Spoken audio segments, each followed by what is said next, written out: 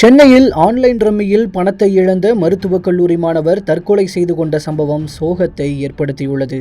தமிழகத்தில் online rummy விளையாட்டில் பணத்தை இழந்த பலரும் தற்கொலை செய்து உயிரை மாய்த்துக் கொள்கின்றனர். இதனால் ஆன்லைன் ரம்மி விளையாட்டுக்கு எதிர்ப்பு கிளம்பியது. அதனை தடை செய்ய வேண்டும் என்றும் அரசியல் கட்சியினர் தொடங்கி பல்வேறு தரப்பினரும் குரல் எழுப்பினர். இதனைத் தொடர்ந்து ஆன்லைன் ரம்மிக்கு எதிராக தமிழக சட்டமன்றத்தில் தீர்மானம் நிறைவேற்றப்பட்டது. நீதிமன்றத்திலும் ஆன்லைன் ரம்மிக்கு எதிராக வழக்கு தொடரப்பட்டது. ஆனாலும் இன்னமும் ஆன்லைன் ரம்மிக்கு முற்றிலும் தடை விதிக்கப்படவில்லை. இதனால் உயிரிழப்புகளும் தொடர்ந்து கொண்டுதான் இருக்கின்றன.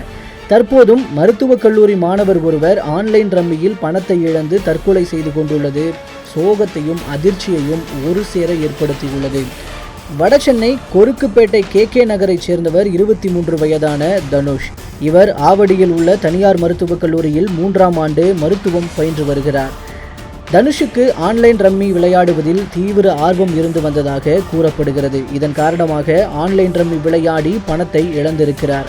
ஆனாலும் விட்டதை பிடிக்கும் ஆர்வத்தில் தொடர்ந்து ஆன்லைன் ரம்மி விளையாடி வந்துள்ளார். இதனை குடும்பத்தினர் கண்டித்த போதும் அவர் அதனை கண்டுகொள்ளவில்லை என்று கூறப்படுகிறது. இந்நிலையில் தனுஷ் தனது தந்தையிடம் 24,000 ரூபாய் பணம் கேட்டதாகவும், ஆனால் அவர் மறுத்து 4,000 மட்டுமே கொடுத்ததாகவும் சொல்லப்படுகிறது. இதனால் பணத்தை வாங்கிக் கொண்டு தனது அறைக்குள் சென்றவர் கதவை பூட்டிக் கொண்டிருக்கிறார்.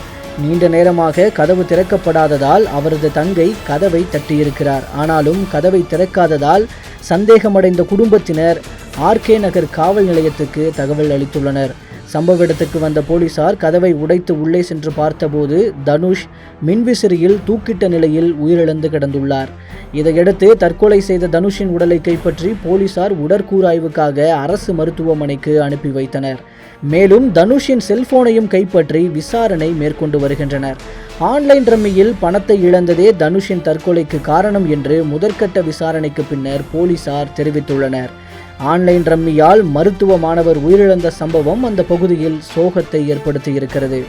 உடனடியாக ஆன்லைன் ரம்மி விளையாட்டை முற்றிலுமாக தடை செய்து உயிர்கள் பலியாவதை அரசு தடுக்க வேண்டும் என்று தனுஷின் உறவினர்கள் அரசுக்கு கோரிக்கை விடுத்துள்ளனர்.